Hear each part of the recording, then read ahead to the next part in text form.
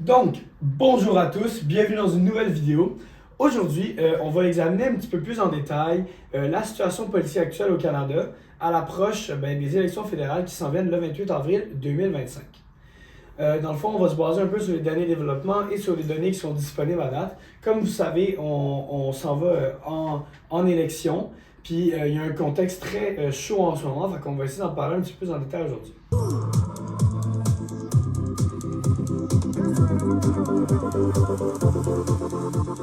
Donc, justement, en parlant du contexte, commençons par ça. Donc, on assiste à une élection anticipée déclenchée par le nouveau premier ministre Mark Carney qui a succédé à Justin Trudeau après sa démission. Donc, cette transition qui est un peu inhabituelle mérite qu'on s'y attarde plus parce que vraiment, c'est quelque chose qui arrive rarement en politique au Canada. Donc, Carney, qui est l'ancien gouverneur de la Banque du Canada et de la Banque d'Angleterre, a été choisi par le Parti libéral pour prendre la relève, mais il n'a pas encore reçu de mandat populaire direct. C'est pourquoi ces élections revêtent une importance particulière.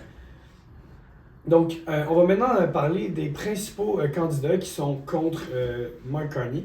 Donc, justement, du côté libéral, on a Mark Carney qui mise, lui, plus sur son expérience économique pour convaincre les électeurs. Donc, avec des sondages récents, on lui donne une légère avance avec 42% des intentions de vote contre 39% pour les conservateurs.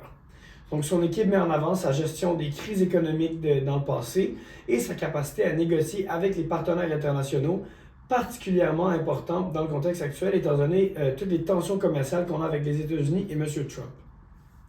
Maintenant, du côté conservateur, on a le dénommé Pierre Poilievre.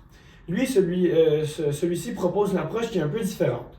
Son programme économique, il inclut une réduction des impôts par la tranche inférieure à 57 000 de 15%, qui représente une baisse d'impôt de 2,5%.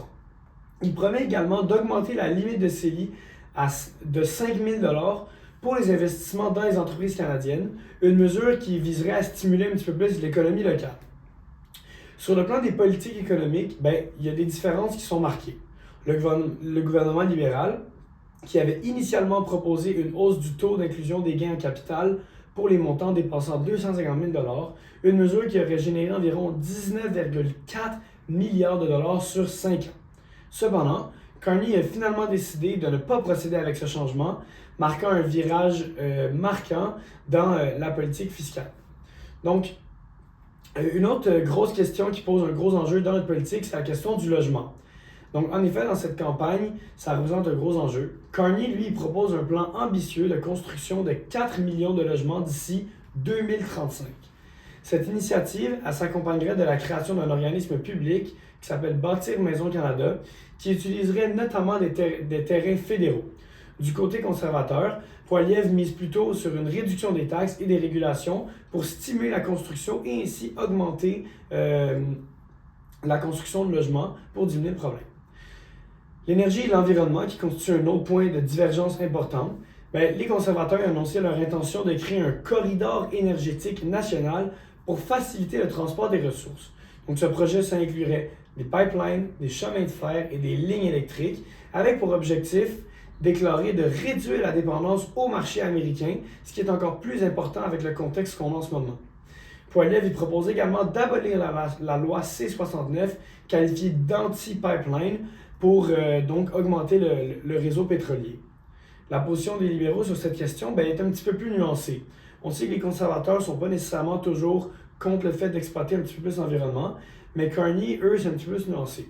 Donc Carney a supprimé la taxe carbone pour les particuliers tout en la maintenant pour les entreprises, une approche qui tente de concilier les préoccupations environnementales et économiques. En effet, donc on voyait de plus en plus les slogans de M. Poilievre, donc, qui était un des gros arguments dans sa campagne, le Axe de taxe. Carney qui essaie de répliquer avec ça, diminuer la taxe à 0% sans toutefois l'enlever complètement à certains endroits, ce qui fait que ça enlève du pouvoir de communication à Poilievre tout en ayant encore des répercussions économiques. Du côté des relations internationales, mais particulièrement avec les États-Unis en ce moment, ça pèse lourd dans cette campagne.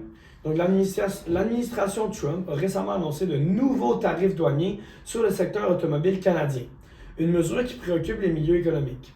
Les deux principaux partis proposent des approches un peu différentes pour y faire face.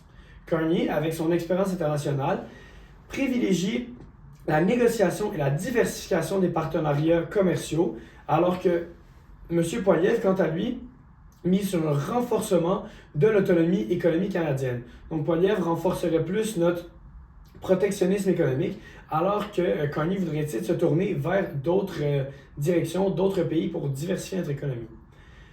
Le déficit budgétaire, qui est estimé à 48,3 milliards de dollars, fait également partie des sujets du débat. Les conservateurs, qui proposent de le réduire en coupant dans l'aide internationale et la bureaucratie, tandis que les libéraux misent sur une croissance économique stimulée par encore plus d'investissements stratégiques pour ainsi diminuer notre déficit.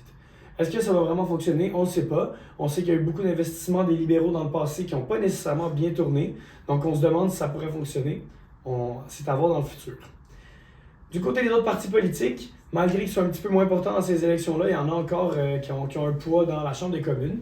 Donc on peut commencer notamment par parler du parti qui représente notre province, le Bloc québécois, qui est mené par Yves-François Blanchette, qui défend des positions axées évidemment sur la protection des intérêts spécifiques du Québec.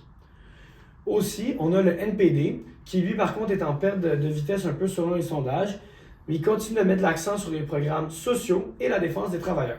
Finalement, quant au Parti vert, il tente de recentrer le débat sur les enjeux plus environnementaux, d'où le nom Parti vert. Un élément notable de cette campagne, c'est la controverse entourant la participation au débat. En effet, M. Carney a refusé de participer au face-à-face organisé par le groupe TVA, justifiant cette décision par l'absence du Parti vert qui ne remplit pas, selon lui, les conditions minimales de représentativité.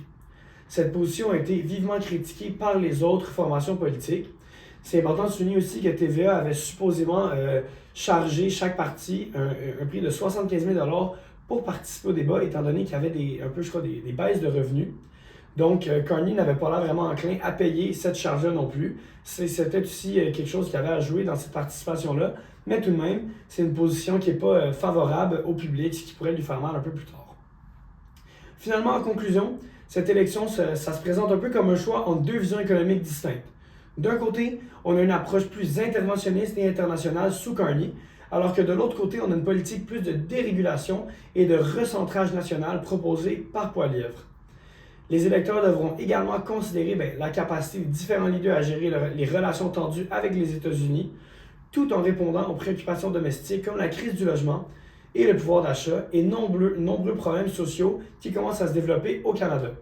Donc dans les prochaines semaines, ça va être déterminant pour l'avenir du Canada, avec des conséquences qui se feront sentir bien au-delà de la date du scrutin.